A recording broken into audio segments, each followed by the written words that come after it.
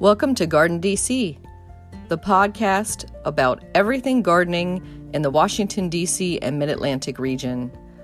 I'm your host, Kathy Jentz. I'm the editor of Washington Gardener magazine, and we're aimed at gardening enthusiasts, people who grow everything from edibles to ornamentals, natives to exotics. If it grows in our area, that's what we talk about.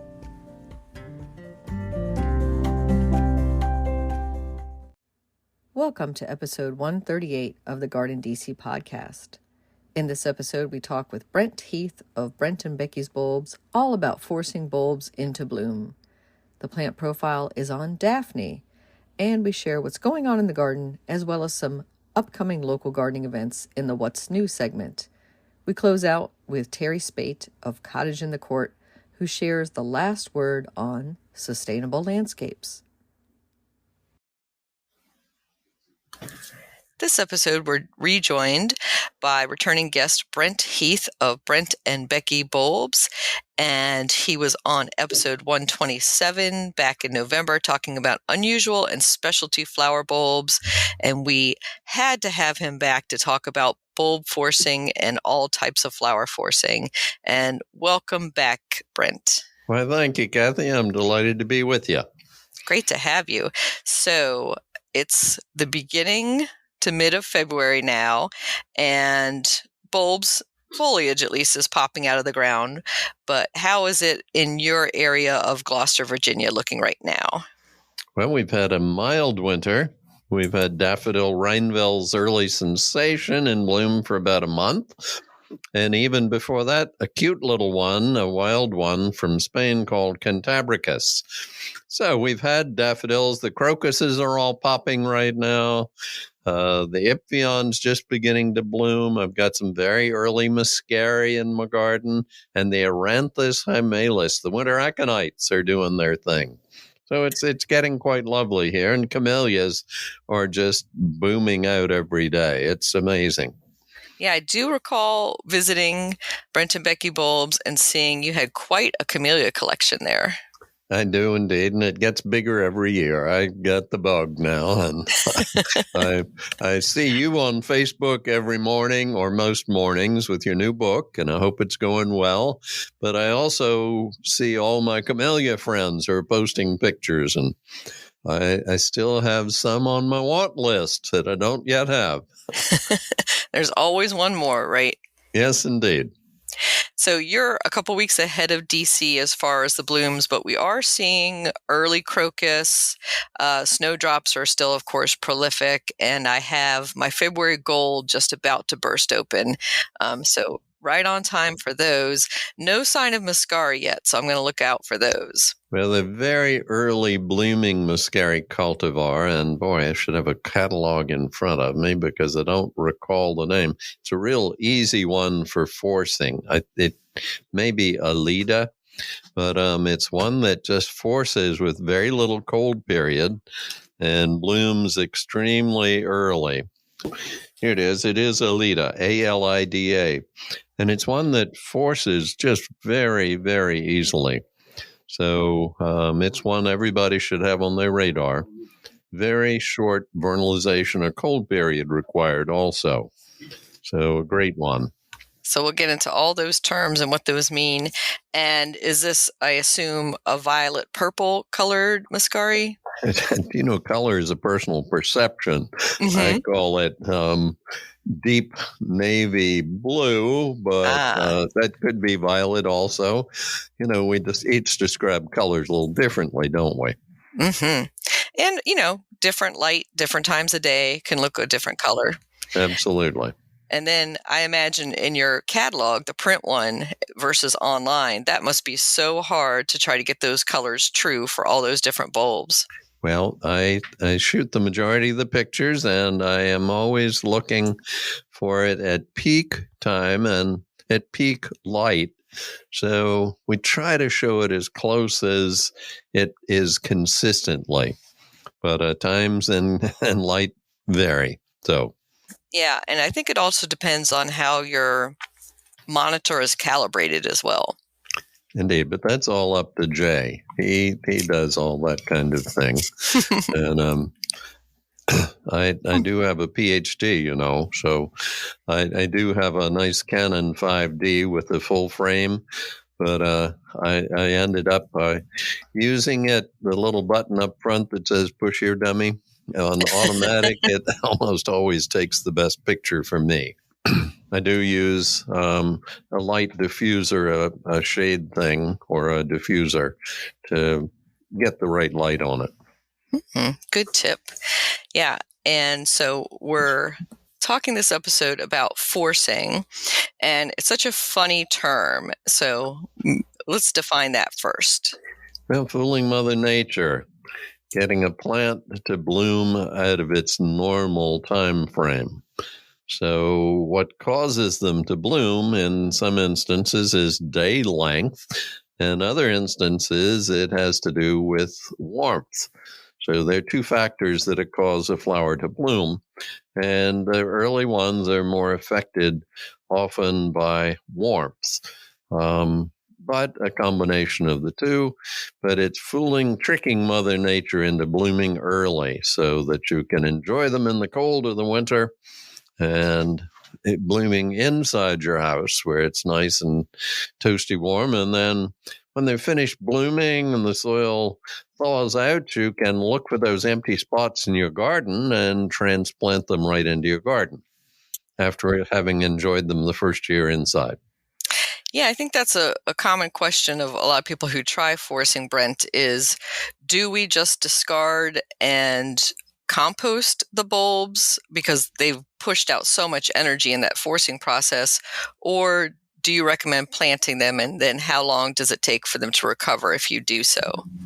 I believe in repurpose, reuse, and recycle. So I think that it may take them a year to catch back up to bloom to their first standard that first year you have them bloom, but certainly we put them back out in the garden.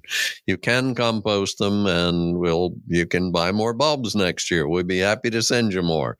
But my personal preference is to find and in the spring is when you see all the empty spots where you forgot to plant last fall, so you can fill in those empty spots. So for me, that's a win-win to plant them out. Great point. And so you don't have to wait. That's another question a lot of people have with their forced bulbs is, should they wait till the foliage dies back? Should they wait till it dries out? Plant it right away, you're saying? No, I do it right. It can't be hard freezing outside when you do it because you would burn the foliage and you'd shock them. But after danger of, light frost is not a problem. So after danger of hard freeze is over, you can plant them out.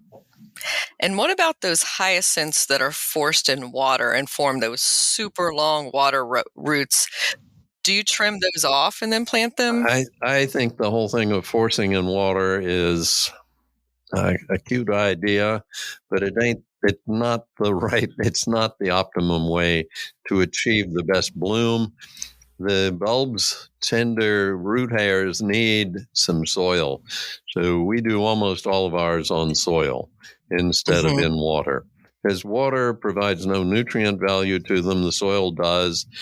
So, and still you can plant them out. Just they're certainly not going to have 50 blooms per stem. They may only have 5 to 10 blooms per stem that next year. Mm-hmm. Yeah, I'm thinking about the big Dutch hyacinth bulbs that are sold like with a forcing glass, those traditional ones. I mean, it's fun to see those long roots emerge, but some of them can, be 4 to 6 inches long. And then you're like, I don't think that should go into the soil. And I think kids enjoy seeing that root. It's a fun lesson for kids to see those roots emerging and see how they look, because you can't see them once they're in the soil. But for the best result, grow them in a good coarse growing media. And you want 3 times the height of the bulb with soil underneath. So they get a good root system. And actually, those grown in soil last longer in bloom and perform better than those grown on water. Good to know. In my humble opinion. Yeah, and I think you could always experiment by doing some bulbs either way in soil or in water and seeing how they last and bloom versus that. And then also they'd be getting more nutrients, obviously taken up into the roots and be able to recover faster when you do plant them outside. Indeed. So, Kathy, one part you haven't covered is these spring flowering bulbs we're talking about. Unlike the paper whites from the Mediterranean warm climate and the hippeastrums from the warmer climate or greenhouse culture that do not require cold period, all of these other spring flowering bulbs do require a significant period called vernalization, where the buds actually develop within the bloom with the cool temperatures. And the cool temperatures are basically somewhere about 35 degrees if you're doing them in a refrigerator. If you're dry cooling the bulbs in a refrigerator, no fruits or vegetables, so you have to use the beer fridge. But you can put early bloomers in for 8 to 10 weeks, take them out, root them, and the rooting temperature is important. They root best between 50 and 60 degrees. Once fully rooted, about 2 weeks, you'll see roots coming out of the bottom of the pot. Then you can actually start forcing them. So often, we find it's a little easier to dry cool the bulbs, and we actually sell dry cool bulbs that we put in the cooler in September. We ship them out in late November, early December for people to force, or for snowbirds living in Florida, where planted outside, they don't get enough cold to trigger them to bloom. That's a great point, that those in the southern region cannot plant bulbs in the ground because it would be just too warm and they don't have that long enough cooling period for them. So they can buy from you and from others what is called pre-chilled is usually what you'll see it listed as. That's correct. And of course, you'll see them potted up in grocery stores at this time of year as well, and sold as, just a bouquet or a floral plant as well. Indeed. And Kathy, this is an interesting little piece of information that most people don't realize. 80% of the flower bulbs that are grown in the Netherlands are actually grown for selling on pots. And notice it said on pots and not in pots. When you're growing them for inside culture, you don't need to bury them 3 times the height of the bulb deep. You need to leave 3 times the height of the bulb with soil underneath, because they need that good soil. When you're planting them out in the garden, that's when you need to plant them 3 times the height deep. But the majority of the bulbs are grown for pot culture and for picking the flowers for the cut flower market. We call it cut flower, but you actually pick daffodils. You don't cut them. Interesting. And so that's a great tip. When you're potting up the bulbs that you're forcing, you want them barely under the soil, like towards the top, maybe just a little bit peeking out. That's correct. So the soil up around their shoulders, we call them, the top edge of the bulb, or the rounded top edge. And so you're chilling your bulbs just straight in the bags the way they come. And I've been chilling them already potted up. Is there a difference to those two techniques? Well, sweetheart, you can put a whole lot more bulbs dry in bags than you can in pots. That's very true. And remember, no fruits or vegetables in the refrigerator. They give off ethylene gas, which would cause the bulbs to abort their blooms. So you need to choose the beer fridge. Don't drink a lot of beer in the winter, so you can fill it full of bulbs or pots of bulbs. Yes, or if you have that extra fridge or beverage fridge somewhere, or just a dedicated space for that. Indeed. And it can also be done in an unheated garage, but it's a little more iffy because you can't really control the temperature range as well there. Yeah, I was going to ask, because for professionals who are doing bulb forcing, say for the floral trade or for an event like the Philadelphia Flower Show, they're doing it obviously not in a fridge or someplace, but they're probably potting them up and doing them in greenhouses where they can control the temperatures and the amount of sunlight. If they're still doing it, a few years back, we did most of the bulbs for the Philadelphia show, and we instructed them on how to dry cool them and then pot them up and root them at 50 to 60 degrees and then put them in a greenhouse with plenty of light. So the bulbs do not need light And actually, light may be detrimental when you're pre-cooling them. It don't have to be absolutely dark, but it's better if they are uniformly cool. In a greenhouse, that's hard to keep control temperatures. So most bulbs are done in a rooting room and then brought out into the greenhouse when it's time to actually force them. And bottom heat is also an important factor. If you want them to come quickly, if they're sitting on a 70-degree heat mat, a seedling heat mat, they will come very quickly. But the next thing is, a cooler room is better than a warmer room. Most houses are 70 degrees and above. And actually, if you're forcing them with a heat mat under them, but the room temperature is 50 degrees, they will naturally stay a lot shorter and be a lot better. But then the most important feature is the amount of light. Most people think sunlight coming through a window is adequate. That is actually the equivalent of relatively heavy shade, and that's why they tend to stretch. So an easy fix for that is a cool light source about a foot above them. So the modern LED light bulbs put off very little heat, which would cause the bulbs to stretch too, but that extra light a foot above them will keep them nice and compact. And of course, grow lights are sold, and they are wonderful as well. Cool fluorescents work fine. It's just the bright, warm incandescents you want to avoid. But the light source about a foot above makes all the difference in the world in how tall they grow. Mm-hmm. Yeah, I've seen a lot of forcing being done indoors where the tulips or whatever they're forcing are just really stretched out, and they get that kind of very pale green look to the foliage as well. That's right. A bit chlorotic looking, and the stretching simply is a lack of light. They're trying to find the light. And when you plant them outdoors in your garden, if you plant them in the shade, they're going to stretch, all except those very early bloomers that are growing under deciduous trees that leaf out late. Then the leaves get enough light. The bulb's leaves are actually solar collectors, and the bulbs themselves are the batteries. The leaves produce starches and sugars, and the bulbs are the receptacles that hold those starches and sugars for next year's bloom.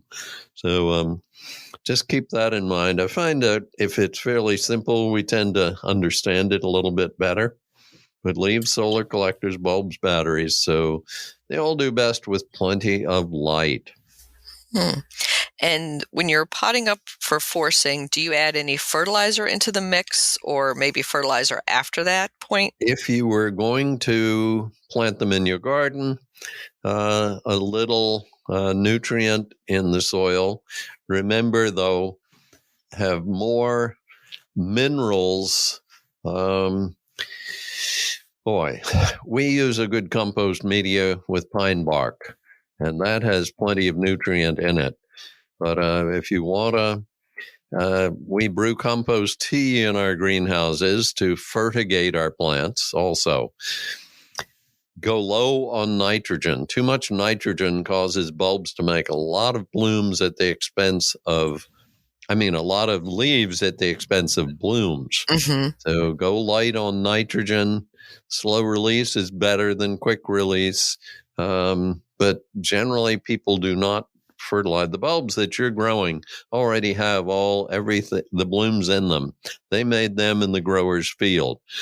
So you're just enjoying them. But if you are going to put them out in your garden, you may use a little bit of, mix in some bulb tone, that organic fertilizer from Espoma that's readily available. Mix that into your soil a little bit, but not too much. Mm-hmm. Yeah, that's a great point that, the bulbs are the batteries, as you say, and they have everything they need to bloom for forcing already packed into them. Yes, indeed. And so what are your favorites to force into bulb, into early bloom and I was just going to say that species tulips have been my absolute favorites. And I agree with you. They're awesome and underutilized somewhat. They're nice and compact to begin with. Some have a lovely fragrance, and you've got a wonderful range of colors. So the other thing is when you are putting bulbs in a pot, as opposed to putting them outside, typically we plant bulbs outside in the garden 3 times their width apart. In a pot, we typically put them in shoulder to shoulder, touching each other. So you have a nice compact. And the species tulips are wonderful. The miniature daffodils are awesome. Most of the Tazetta type daffodils, so Tazetta meaning tiny cups in the Italian language, which are native to the Mediterranean, force very easily. The paper whites and their kin are Tazettas, and they're easy to force. They are very small because they're such early bloomers naturally. They have a very short cold period required. In addition to that, other daffodils, I like the naturally shorter ones. And of course, all the miniature daffodils are shorter in stature. But there are a number of early ones, the cyclaminius type daffodils are all great forcers. They're nice and compact. Plus, they have attractive leaves that are dark green and nice and stiff. The jonquilla types are probably my favorite of all. They're the ones that are used mostly in breeding because they have such a delightful fragrance. The Tazettas or the jonquillas have a fragrance that's more on the sweet side, a little like honeysuckle or not quite gardenias. The Tazetta types, the multiflowered ones, often have a bit of a musky edge to them. Some paper whites in particular. Some people think they smell wonderful, and others check the bottom of their shoes, see what kind of poop they stepped in. Mm-hmm. Fragrance, again, a personal perception. Almost everybody loves the jonquilla fragrance, and some very nice and easy ones. For instance, one of our hybrids, one of the longest lasting in bloom, called Golden Echo, is a great one for forcing. And it's naturally short, but the flowers last for a long time. So we think that's an added value. A miniature one that we did, we mistakenly thought we were naming an cute name because we thought we were baby boomers, but Becky and I were born a year too early. But baby boomer produces up to 10 blooms per stem, and a good-sized bulb produces 2 or 3 stems. So, and it's a delightful, sweet fragrance that the French used to make a perfume from the jonquilla-type daffodils. So, that just a couple. Do you want more? I can keep going as long as you want. Yeah. I was just going to say tete-a-tete, I think, is one that's easily available, and that's fun because it has, several flowers on there. It does indeed. And it's the world's most numerous daffodil. There are more tete-a-tetes than any other daffodil, they say. So it's because it's sold so frequently. Every gas station in Europe you go into in the early spring or in the late winter, and they have pots of tete-a-tete for sale.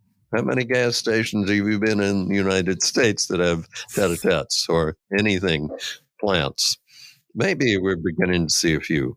And then there's a double tete-a-tete called Tete Blue Clay, which has rose-like flowers. So it's lovely too. And how about some of the minor bulbs? I like to do muscari kind of as an Easter basket of forcing. I disagree with your terminology.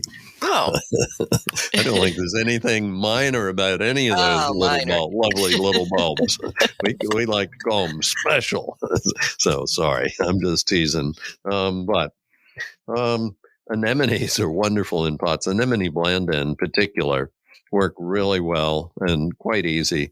Good to soak they're funny little tubers that have been coated in wax. It's best to soak them before you plant them.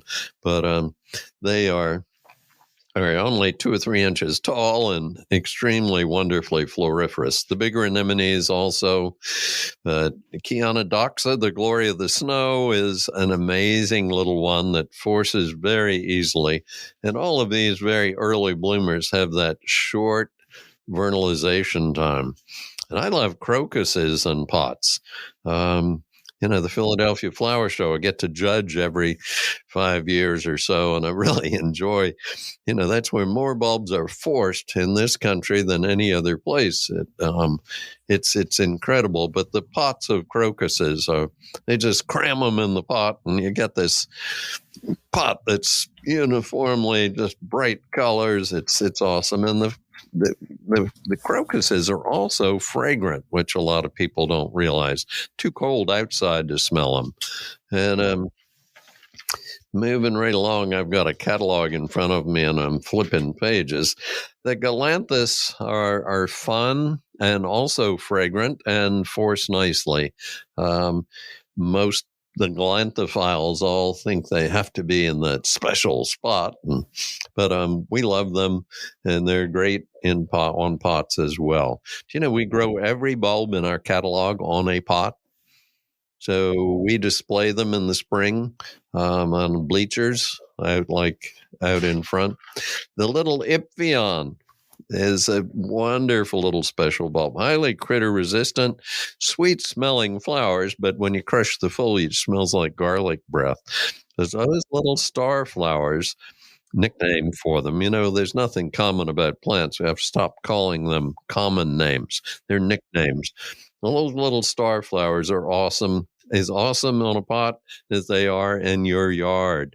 They grow beautifully in amongst grass. And little Irish reticulatas, grape-like fragrance, and amazing, cute little babies in your garden. Muscari, the early ones force easily. The bigger ones are great on pots too. You just don't try to get them forced as early as. And then the scillas. The bifolia, the little Scilla sibirica, they all work well on pots as well. Yeah, and I think forcing, as you said, you get to smell them. They're up at nose height, on a windowsill or wherever you're going to display them on a table near you. Whereas outside, you might never notice that fragrance. And I just thought of another benefit of forcing blooms indoors, and that's the deer and rabbits don't get to eat your little Iris reticulata, because that happened to me last year. The rabbits just mowed down all the little Iris reticulata, and I never saw a bloom last year. Indeed. Well, they're just about most of the bulbs, except any amaryllis plant family member, are eaten by rabbits, deer, squirrels, etc.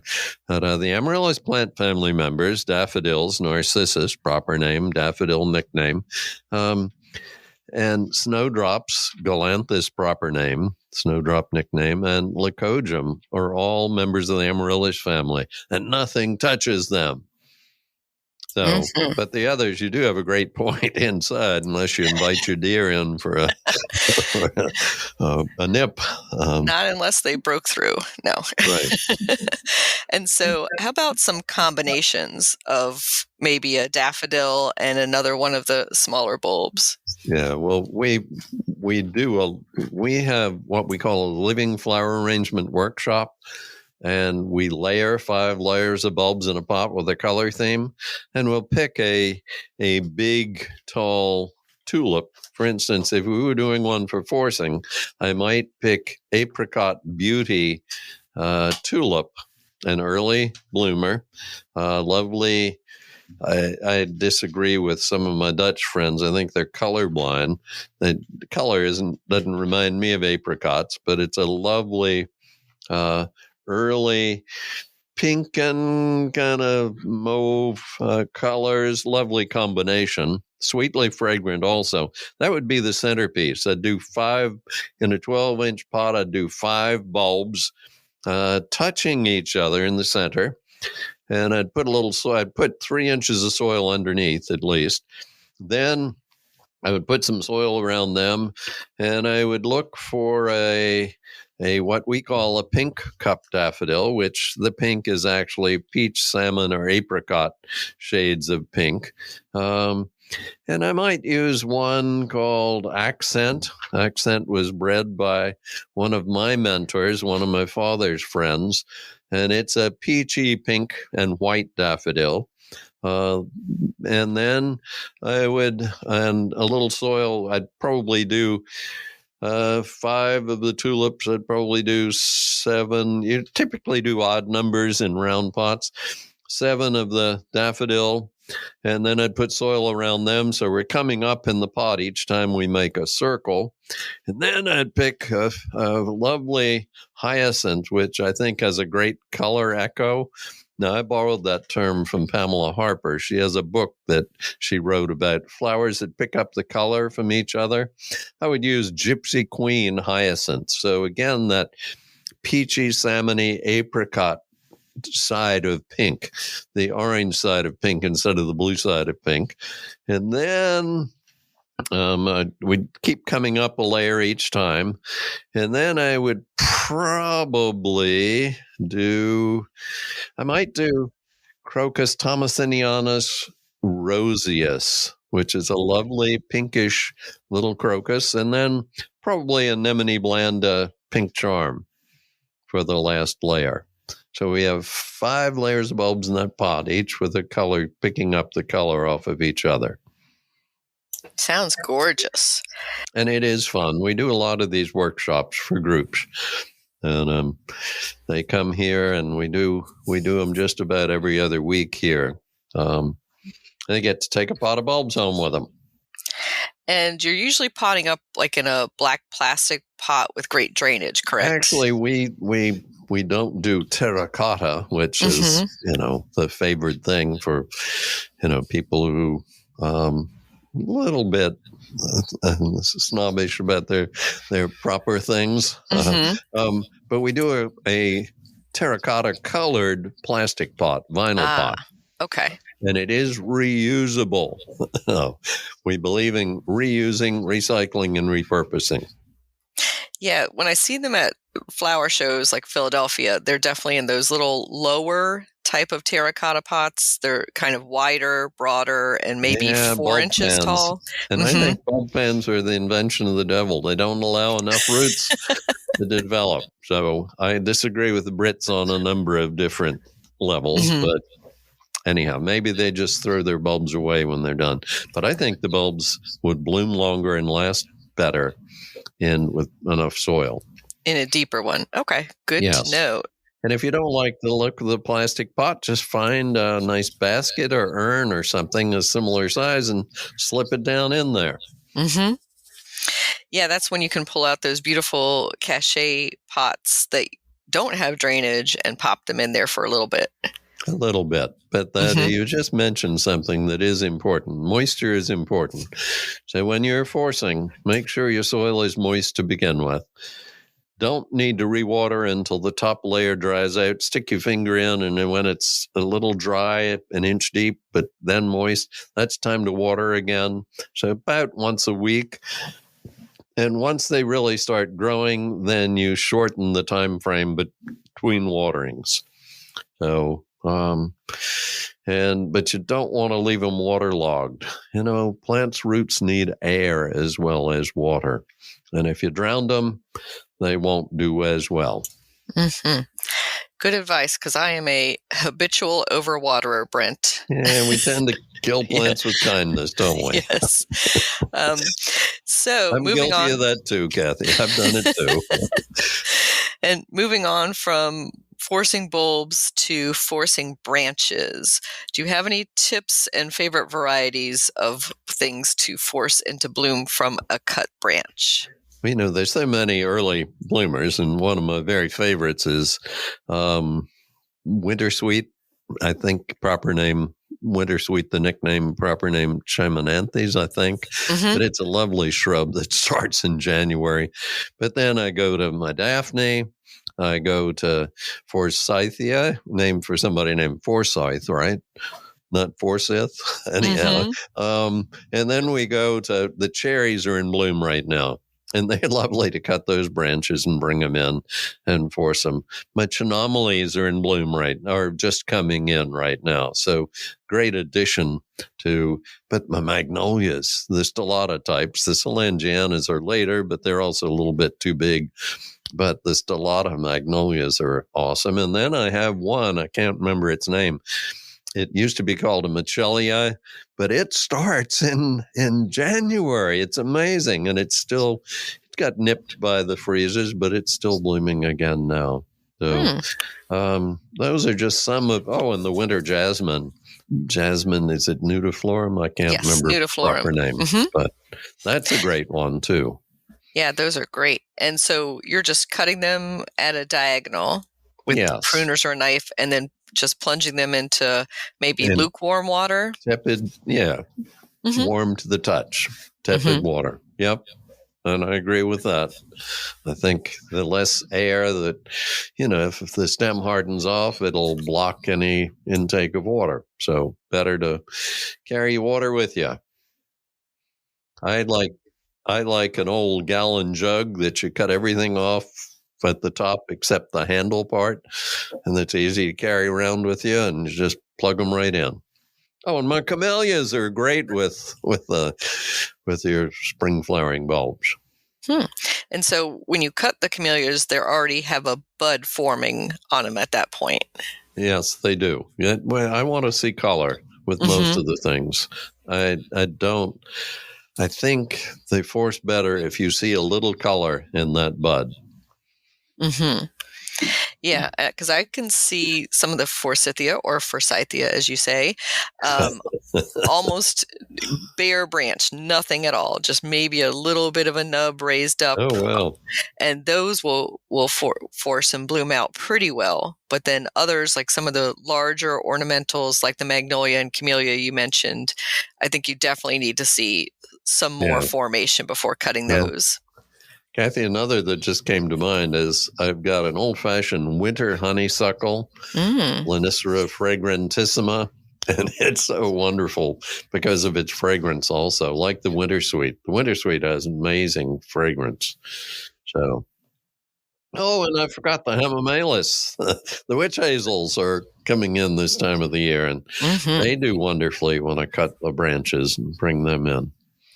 Yeah, it's almost, I feel like a crime to cut some of the witch hazel branches, though, because I love them so much outside and so beautiful in color. But then some of mine are 20 feet tall, and they need a little thinning of their crowns. Yeah, in that case, then definitely give them a little bit of a pruning that way. Yeah. So I was going to ask you some bulb questions that we're getting, and the number one that I'm getting, and probably you are as well, is I forgot to plant a bulb. I found a bag in my garage. What do I do now? It's now February. And my first thing is if you bought some onions or potatoes back in November, you couldn't, they say, can I wait until next fall to plant them? And I say, well, onions or potatoes wouldn't last that long. They'd dry out, and the bulbs will too. So hopefully yours haven't dried out too much, and hopefully you stored them cool and not warm, so they got some of their vernalization. But go out right now and plant them in the next 15 minutes. No, I'm teasing a little bit, but just as soon as possible. They'll root now in the cool soil, and they may have aborted their blooms, but maybe not if you stored them cool in the garage instead of under the bed. And you plant them now. If you hold your tongue right, they may bloom later for this first year, but definitely plant them as soon as possible. Good advice. And yeah, definitely depends where they were stored. A cool, dry place, they have more chance of success. Yes, indeed. And if they aborted their blooms, you'll still get foliage, and the solar collector should recharge the batteries, and they should bloom again next year. And speaking of blooming again next year, I want to ask about waxed amaryllis and your opinions on that, and whether you think those are worth trying to get to bloom again next year. Well, you have to take the wax away, and once they finish blooming, and take the bulb out and put it in soil, because if you left it in the wax, there's no gain whatsoever. The moisture will all be gone, and the bulb will diminish in size dramatically. So as soon as they finish blooming, clip the old flowers off, so if they did get pollinated by chance, they won't spend their energy making seeds, but then put them right into soil so they can root, and hopefully we'll get some energy back for next year. It's a novel thing, but horticulturally, I don't think it's a sound practice. No, it's, very much a gift type item and probably part of our disposable society. Yeah, we are a throwaway nation, aren't we? Like Becky's garden, Chesapeake Bay friendly garden. The premise is repurpose, recycle, and reuse. So we don't use any chemicals, and you can see old toilets that are planters out there, and a old corn crib, a crib that did not allowed to use anymore, an old boat that broke her hole in her bottom, all is containers in part of Becky's garden. Anyhow, they are containers, so not too far offline. And fun. And so my last of the bulb questions that I get commonly this time of year are, the foliage is up and we're getting a deep freeze. Will it be okay? Will it still bloom? Most of these spring flowering bulbs are montane plants. Some of them are from warmer climates. Those from warmer climates stand a harder chance of a deep freeze. And deep freeze, how cold? Well, typically most daffodils and tulips can take it down into the high teens without hurting them. And if you're expecting it lower, old sheets, something lightweight to drape over them. Commercially, there's a product called Remay. It's a spun fiber that's used in the industry to cover. It's what we cover all of our pots of bulbs with that we're overwintering. We cover them with Remay, and that's a thermal break, frost break. And that actually protects what's underneath. And so just if you're expecting a real cold, take an old sheet or some very lightweight fabric and cover them. And that will protect them from that thermal drying frost. And that's the biggest problem. Great. I think a lot of people are just so worried because they think it's coming up a few weeks earlier than it has in the past, maybe, and it's going to get really cold at night. So they're very paranoid about their little baby bulbs. And that's a question we get frequently. And I laughingly say, well, just, go outside, take your thumb and push it back in again. And they said, what? No, I'm just teasing.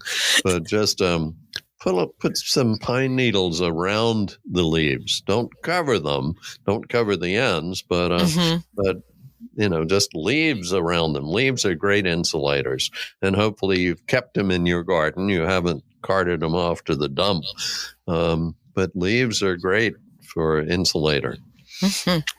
Or a handful of leaf grow or leaf compost put around the base also could do well. Great. So what is going on at Brent and Becky Bulbs in this early springtime? I know this is a big time of year for you all. Well, it's coming.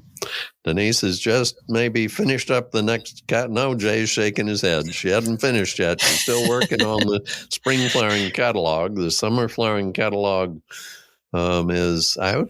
Yes. So that's available. The bulb shop opened just last Saturday, February 1st, at a grand opening, and lots of people came, a lot of potted up bulbs.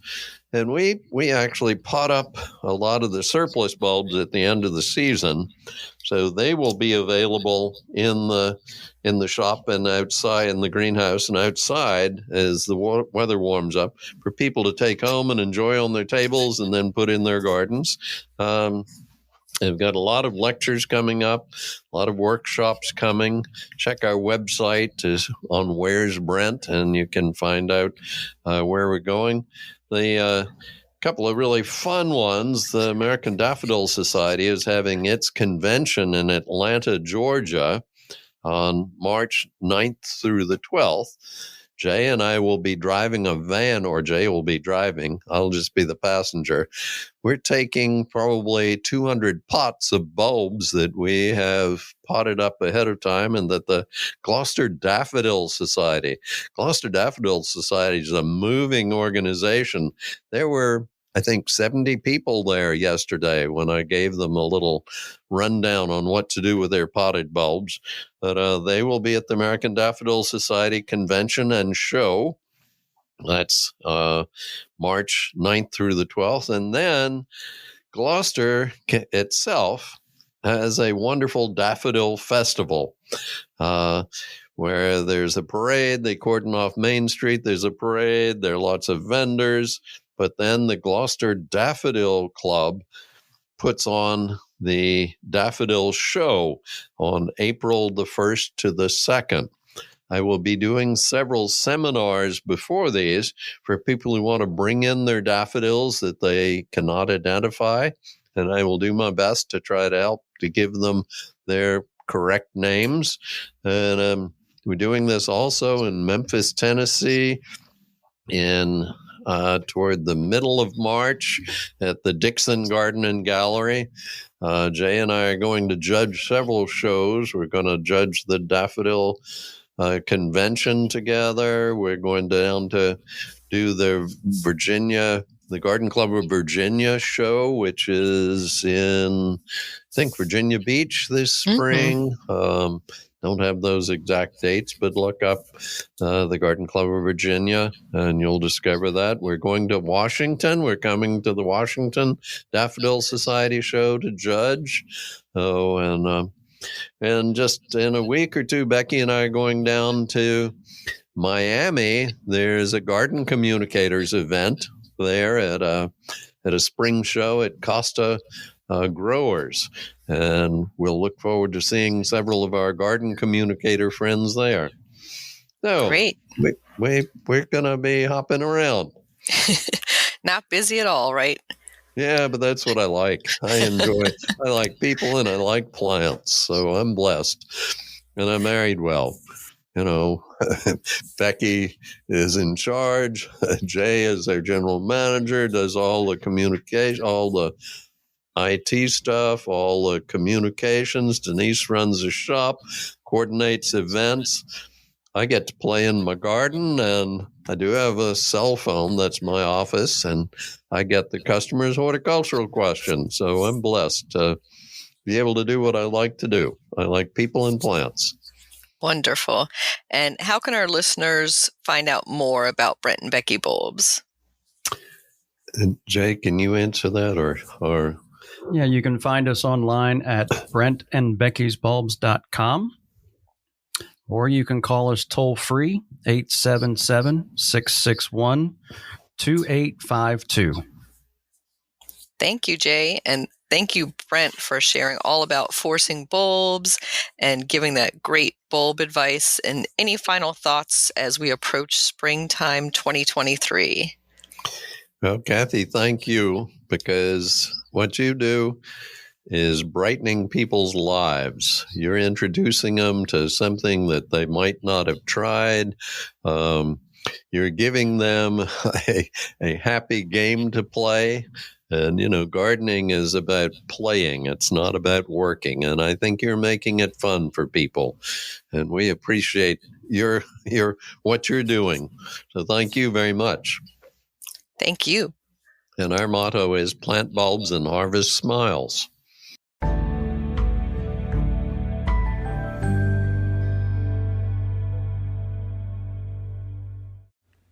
Daphne plant profile. Daphne species, is a small shrub with highly fragrant flowers in late winter and early spring. Many of them are evergreen. Daphne shrubs are hardy to USDA zones 4 to 9. Daphnes need great drainage. Plant them in a raised bed or on a slight slope. If you have clay soil, amend it with lots of leaf compost and spread a layer of poultry grit or expanded slate in the bottom of the planting hole. Be careful not to overwater it, but note that it should not be left to dry out, as that will damage its delicate feeder roots. They need morning sun and afternoon shade to thrive. planted in a protected location that is at least shielded from cold, drying winds. Daphnes don't need a lot of pruning, but you can occasionally trim them to maintain their shape. Daphnes are known to be temperamental and are sensitive to certain pathogens and root rot. They are prone to sudden, inexplicable death. They also resent being moved, so plant them well and do not move them again. Note that the berries and all parts of Daphne odora are poisonous, so be cautious about planting them where young children or pets may eat them. Daphne odora grows 3 to 4 feet tall with 2 to 4 foot spread and forms a dense mound. Daphne odora aurea marginata is the most aromatic of the species, as well as much hardier than other cultivars. Daphne cross Burkwoodii Carol Mackey is a genetic mutation or chimera of Daphne Burkwoodii Somerset. It is prized for its stunning variegation and fragrant bloom.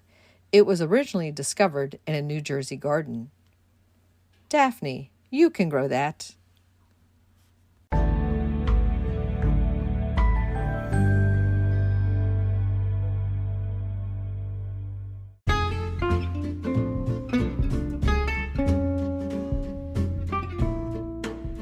What's new this week? Well, first I want to thank our latest listener supporter, April Bain. Thank you, April, for supporting this podcast.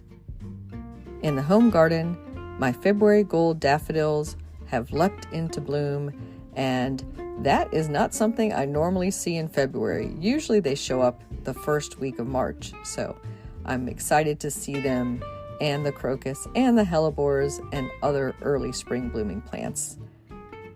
In the local gardening world, some upcoming events you might want to attend include the Davidsonville Green Expo 2023, taking place on March 25th from 10:30 a.m. to 2:30 p.m. at Homestead Gardens in Davidsonville, Maryland. You can find out more about that at homesteadgardens.com under the upcoming events tab.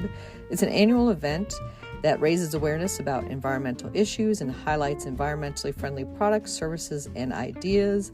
And I'll be there in the garden books section signing copies of Ground Cover Revolution and the Urban Garden, so I hope to see you there.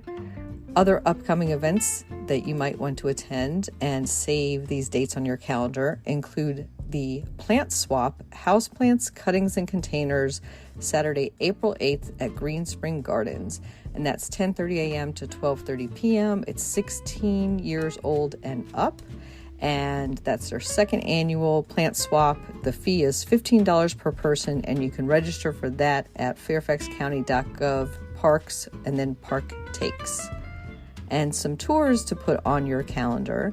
The Maryland Home and House and Garden Pilgrimage is 2023, 4 Saturdays or weekends in a row. You can find the full details about those at mhgp.org. And the tour features homes and gardens throughout Maryland in April and May, and it starts with Saturday, April 29th in Charles County. Then Saturday, May 6th is Middletown and Frederick County. Saturday, May 13th, Queen Anne's County. And then Sunday, May 21st, Federal Hill in Baltimore City. Happy gardening!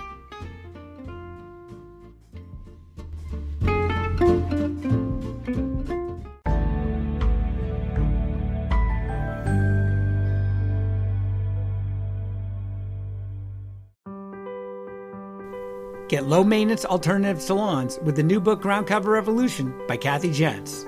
Reducing the lawn is among the biggest trends in home ownership, with an endless stream of homeowners looking for an eco-friendly alternative to a traditional everyday grass lawn. In the last 3 years alone, over 23 million American adults converted part of the lawn to a natural landscape, and now are looking to do even more. The biggest challenge to adopting this new ideal of the perfect lawn is knowing how and when to replace your turf and which plants are the best ones for the job. Ground Cover Revolution is here with all the answers you need. Included are 40 in-depth profiles of plants that are perfect choices for replacing a grass lawn. There are options for sun, for shade, for dry and wet sites, and for various climates around the globe. There are choices that bloom, options that are evergreen, and selections that are deer resistant. Author Kathy Jentz has also included an incredibly useful chart that gives you all the details on each of the 40 choices for quick reference and to make your ground cover selection process even easier. Whether you want to replace the entire lawn or just reduce the amount of land dedicated to turf, Ground Cover Revolution will help you usher in a new and improved idea of what a beautiful lawn should be. Available at bookstores now and also at Quarto.com, where you can get 30% off using discount code GARDENING30.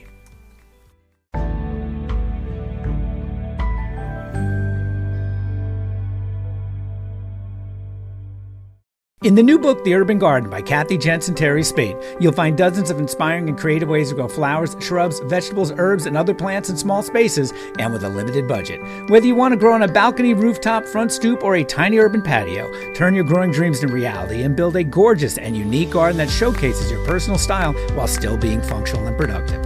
With the ingenious ideas and resourceful tactics found here, you'll be maximizing yields and beauty from every square inch of your space while also making a lush outdoor living area you'll crave spending time in. Whether you're growing edible plants or beautiful flowers, the 101 amazing growing ideas found in the urban garden will turn your tiny urban yard into a treasure trove of green you'll be proud to share with family and friends.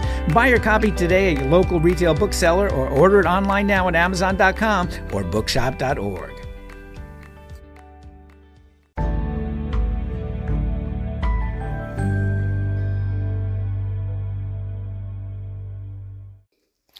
Greetings, it's Teri at Cottage in the Court.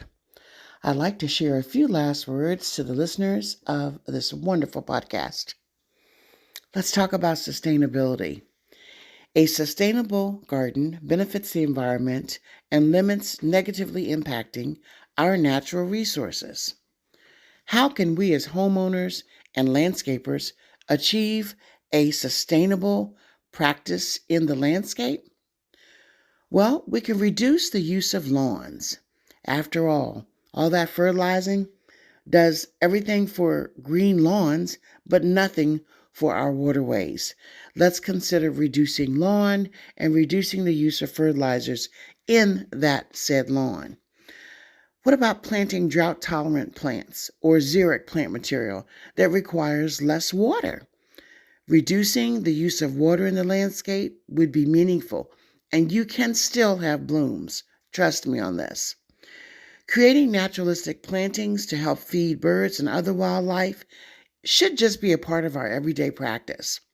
After all, there's nothing better than sitting inside in the winter, looking out the window and watching birds feed off of seed heads that you've left standing over the winter. By just utilizing a few of these practices, we are sure to be sharing by example how to have a sustainable landscape and even have time to sit back and enjoy the garden and not just work in it. Those are my last words. I hope you find them helpful.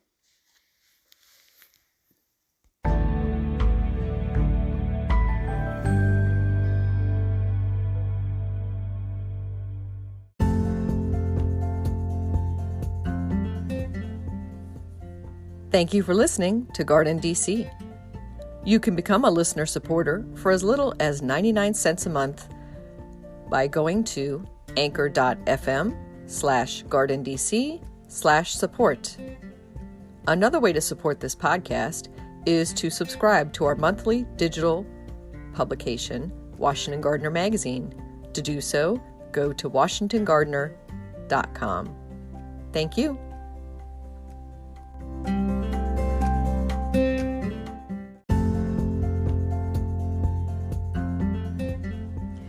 You can find Washington Gardener online at WashingtonGardener.com, on Twitter at WDC Gardener, on Instagram at WDC Gardener, and on Facebook.com at Washington Gardener Magazine.